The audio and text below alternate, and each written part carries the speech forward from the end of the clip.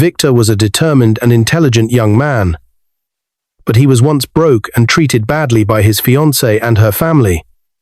But God is the one who plans, and he's kept it confidential. Victor grew to become one of the best aeronautics engineer in Billions. The night sky over Lagos glowed with moving lights. Cars rushed past like rivers of stars. On the third mainland bridge, a sleek black SUV slowed down. The world went quiet around him. He saw a cardboard sign by the dark footpath under the bridge. A thin woman sat beside it, hugging herself against the wind. Her hair was rough. Her feet were bare. The cardboard read, "Help me, I am hungry." The driver was about to pass when Victor leaned forward. His heart jumped. The woman lifted her face. Even with the dust and the tears, the shape of her eyes was still the same. The small scar near her left eyebrow was still there. A memory, bright like sunlight in young days, hit him. "Stop!" Victor's voice broke. The SUV pulled over. Victor stepped into the cold breeze. He walked closer. The woman looked up, afraid, ready to run. Then, her lips parted. Victor? Her voice shook. Victor's chest felt tight. The air left his lungs. The world spun. It was Ifunayan, the girl who once wore a silver crown and a bright smile. The girl he once promised to marry. The girl who left him. His throat burned. "Ifunayan?" he whispered. "If you're new to this channel, kindly hit the subscribe button to be the first to know when we drop amazing stories. It means a lot to me." Years ago, in the University of Lagos, Ifunayan was the shining light. She was the girl whose smile could make a crowd clap. She was beautiful and very intelligent. She read hard in the night. She answered questions like a star in the day. People loved her. When the school held a beauty pageant, she entered. The hall shook with joy when they called her name, "Most beautiful girl, Ifunayan." She walked the stage in a simple dress, yet she looked like a queen. Camera flashes popped. Friends lifted her. Music rose. It felt like the whole campus was singing her name. Back then, Victor was not rich. He was a humble, brilliant boy from Yaba.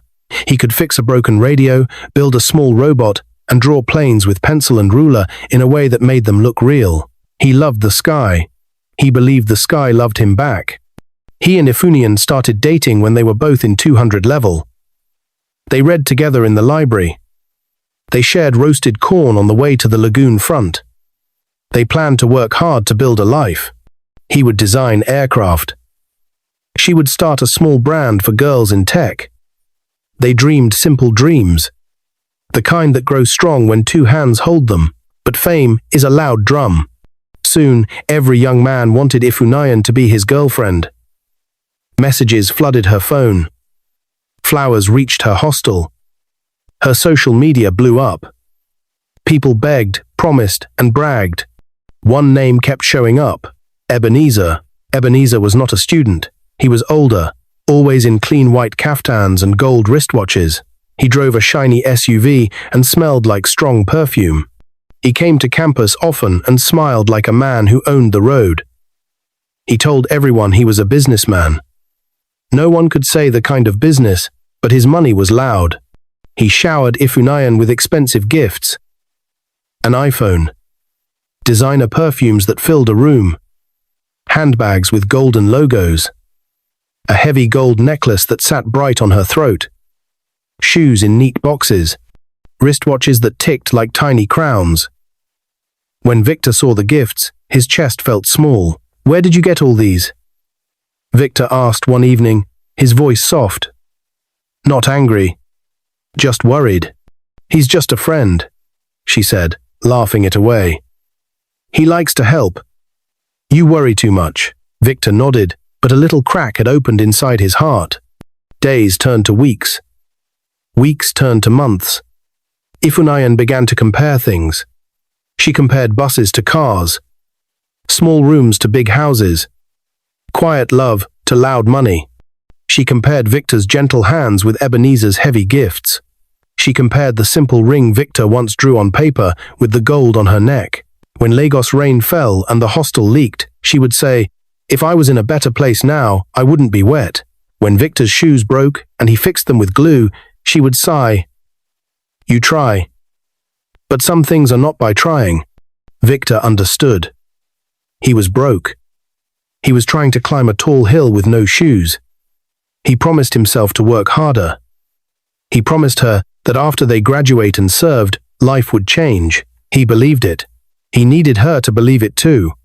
But not long before graduation and NYSC, everything shook. One weekend, after a study group in the engineering block, Victor waited near the gate to walk with Ifunayan. A big SUV stopped in front of her. The window slid down. Ebenezer leaned out with a smile that showed white teeth. "Miss Universe," he called playfully. "Let me drop you." Many students watched. Some whispered. A few laughed. Victor walked up, trying to keep his voice steady. "Ify, I'm here. We can go together." She looked from Victor to the SUV. Her eyes were tired, like someone caught between two roads. "Victor, please," she said quietly. "I am late. He's just giving me a lift." Victor nodded, but inside he was falling. He watched her open the car door. He watched the SUV carry her away. He walked home in the rain without an umbrella. That night, he could not sleep. He drew a plane on rough paper again and again until the pencil broke. The next day, he bought a small silver bracelet from a street seller by the lagoon. It was not expensive, but it had a tiny charm, shaped like a wing. He gave it to her in front of the chapel. "It means we will fly together," he said, smiling. She smiled back. For a moment, the old light in her eyes returned. "Thank you," she whispered, and she wore it. But the world had other plans. As final exams approached, Ebenezer's gifts grew bigger. He started talking about apartments in Lekki, weekend trips to Abuja, brand new laptops, still in plastic. People said he knew big men. People said he could open doors. Victor stayed quiet, studied harder, and took a part-time job fixing computers in Computer Village. He saved every naira. He planned to propose with a simple ring after NYSC. He still believed. Then, one evening, Ifunayan met him near Jaja Hall, with tears in her eyes. "Victor, my family says I must think about my future," she said. "They say love is not enough. They say you are kind, but you don't have enough yet." Victor swallowed. The night sounds of campus grew loud, generators humming, music far away. A hawker calling. "What do you say?" he asked softly. She looked down at the silver bracelet. Her fingers trembled. "I don't know," she said, and that was how the small crack in Victor's heart became a line. After graduation and NYSC, life took off like a jet. Victor got a scholarship to work with a team at Murtala Muhammad Airport on drone safety. He built a smart wing that bent with the wind. He wrote code that made small planes land gently even in rain. Investors noticed. A Lagos bank backed him. A global firm in Dubai called him. In 5 years, he went from renting a room in Yaba to owning labs in Victoria Island and a test field near Epe. His drones began to carry blood, medicine, and hope across long roads and bad traffic. Contracts came. Money followed. Awards too. But through it all, he never saw Ifunayan again. Sometimes he searched online. He found old pictures of her wearing the crown, hugging friends, laughing under fairy lights. He found nothing new. It felt like she had fallen off the map. And now, under the Great Bridge of Lagos, the map had brought her back. Victor kneeled in front of the woman who once made his heart beat like talking drums. The silver bracelet lay loose on her thin wrist. The little wing charm dull but still there. It looked like a light trapped in dust. "You kept it," he breathed. "I kept everything," she said, voice small, eyes wet. "Even my shame." Victor took off his suit jacket and wrapped it around her shoulders. She shivered. "What happened?" Victor asked. His voice was gentle, but his heart pounded. "Where is your family? Where have you been? Why are you here?" She looked past him, toward the black water and the city lights. Cars thundered above like a storm that never ends. When she spoke, her words came in pieces. "I made a mistake," she whispered. "I trusted a man who wore gold and spoke sweet. He told me I would shine forever. He told my family not to worry. He said he would marry me after service. I followed him." Her breath caught. She closed her eyes, as if the memories were too bright to look at. "He was Ebenezer," Victor said. The name tasted bitter. She nodded once. Victor felt heat rise to his face. The wind felt colder. "Where is he now?" he asked, steady but firm. Her lips trembled. "Gone," she said. "But before he left, he took everything. My money, my papers." She stopped. Her hands clenched Victor's jacket. "And what?" Victor leaned closer. Tears filled her eyes and spilled. Her voice broke. "He took my child." Victor's eyes burned. The world blurred. "Your child?" he whispered. She nodded. Victor froze. Cold spread through his body. A buzzing filled his ears. He could not breathe for a moment. Ifunayan reached into a small torn bag by her side. She pulled out a folded, dirty envelope. Inside, wrapped in plastic, was a tiny photo. The kind taken in a small studio. A baby, round cheeks, curious eyes. The baby wore a beanie with a little wing stitched on it. Victor's vision shook, his throat locked. A drop hit his hand. Another. He did not know he was crying until the tears ran warm down his face. He looked up at Ifunayan, voice shaking. Where is... Suddenly, a harsh light flashed across them. A motorcycle stopped. Two men in dark hoodies jumped off. One hissed, "Give us that bag!" The driver shouted. Cars blared. The men reached for Ifunayan's bag, the bag with the photo, the only proof of the child, the only link to the truth that had just torn open the night. Victor stood between them and Ifunayan. "Leave her alone," he said, voice low. One man pulled something from his pocket. Victor's voice thundered under the bridge as he shielded Ifunayan from the hoodlums. The men froze when they saw the armed bodyguard from Victor's SUV step forward. Within seconds, they fled into the darkness, leaving behind the heavy silence of night and the thundering noise of cars above. Victor didn't wait.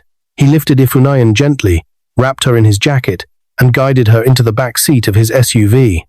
Her body trembled as if her bones remembered years of pain. The driver sped toward Ikoyi, away from the chaos, into the quiet glow of streetlights.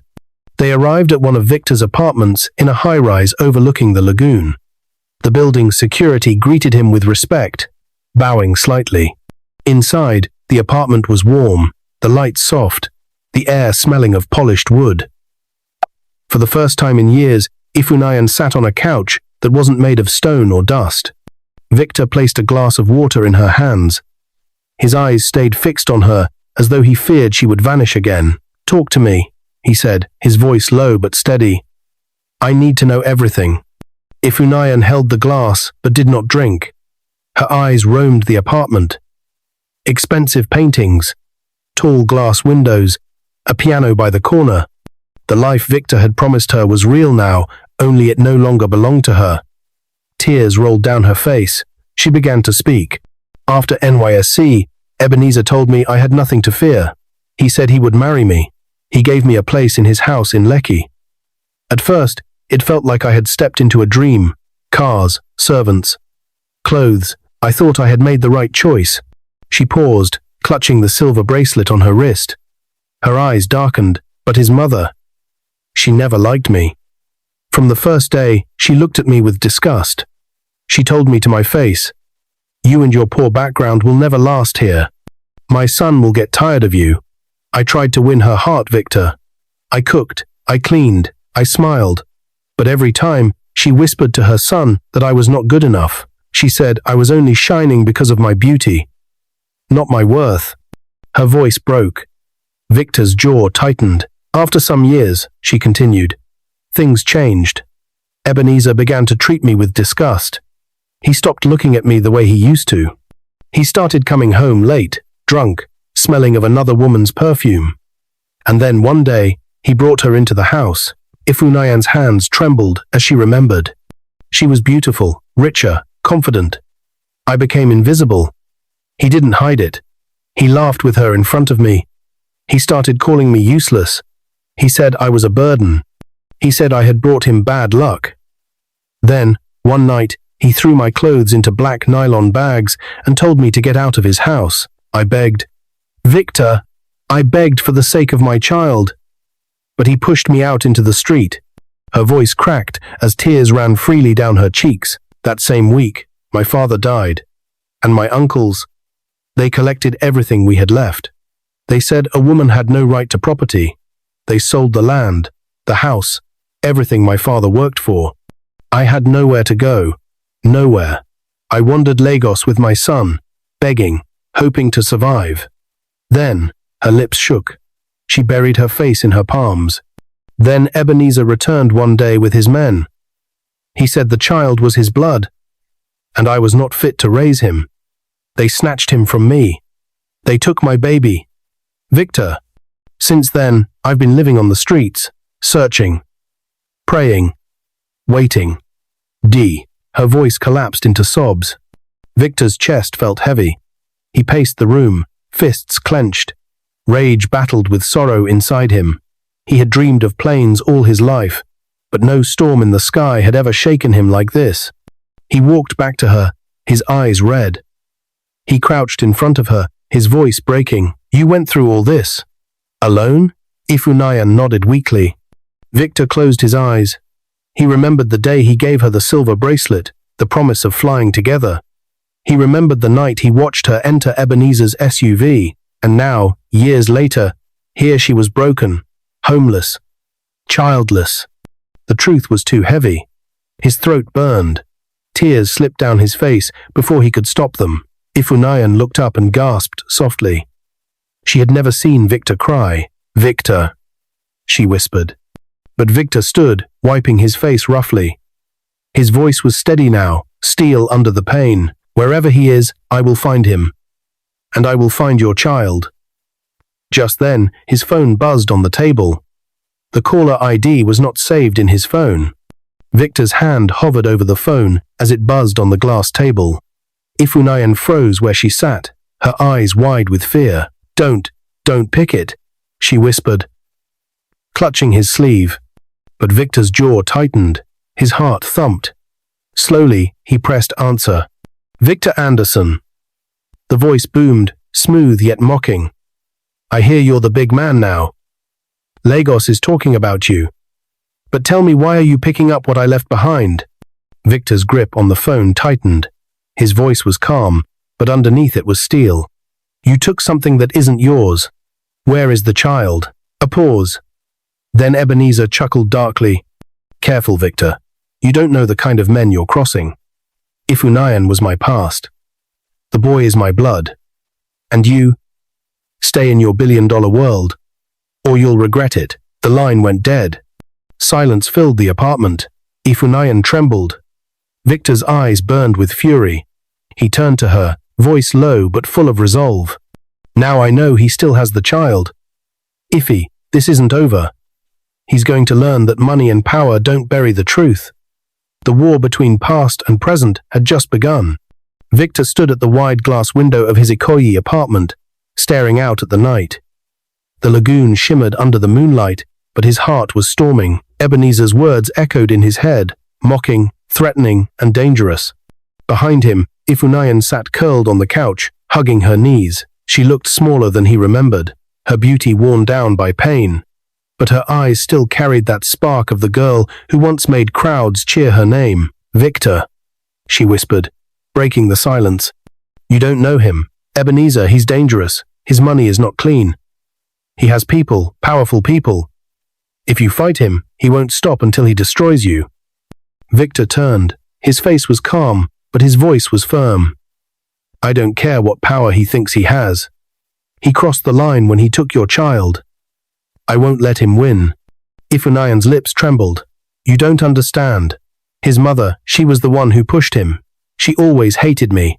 She said no woman from a poor family could ever sit in her son's mansion forever. She told me again and again, "You are only here for now. Soon you'll be gone." And when my father died, it was like the curse she spoke came true. My uncle stripped us of everything. That was when Ebenezer showed his true face. He laughed at me when I begged him. He said I was nothing without his roof over my head. Her tears fell, and Victor's chest tightened. He wanted to reach out, to wipe her tears. But anger burned hotter inside him. He paced the room. He thinks he can threaten me? He thinks I'll fold. Ifunayan, I didn't become who I am today by backing down. Just then, Victor's bodyguard entered quietly, holding a small tablet. "Sir." We traced the call. Victor's eyes narrowed. "Where is he?" The guard hesitated. "Somewhere in Lekki, Phase 1. But, sir, you should be careful. He's surrounded by men. Armed." Ifunayan gasped, clutching Victor's arm. "Please, don't go. Don't walk into his trap. He'll do anything to protect himself. Even," her voice cracked, "even if it means hurting the child to get to you." Victor froze. The thought struck him like lightning. His son, or was it daughter? He hadn't even asked. A child that carried his blood might be in danger. He crouched in front of Ifunayan, holding her hands. "Listen to me. Do you trust me?" Her eyes searched his, trembling. Then she nodded slowly. "Then believe me," Victor said, his voice steady. "I will bring your child back. I swear it." Suddenly, the apartment lights flickered. Then boom! A loud crash erupted from downstairs. Shouts filled the building. The guard rushed to the door, gun drawn. "Sir, we're under attack." Ifunayan screamed, grabbing Victor's arm. Victor's mind raced. He had seen drones crash in storms, but nothing compared to the storm now breaking into his life. As the sounds of footsteps pounded closer, Victor knew one thing for sure. Ebenezer was not going to wait for him to come. The past had just broken into his present, and it wanted war. The gunfire downstairs shook the walls of the Ikoyi apartment. Victor pulled Ifunayan behind him, heart pounding, but his guard team responded swiftly.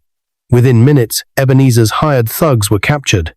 One of them, trembling under questioning, revealed the truth.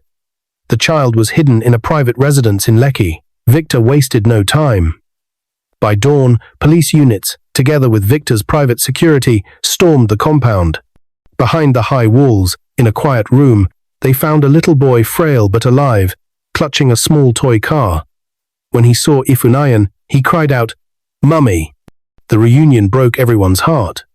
Victor stood frozen, his chest rising and falling, as he realized the child was not just Ebenezer's blood, but his too. The boy's eyes carried a sharpness that reminded him of his own, and on his tiny wrist was a mark, a faint birthmark shaped like a wing. Victor fell to his knees, tears streaming. He touched the boy's hand.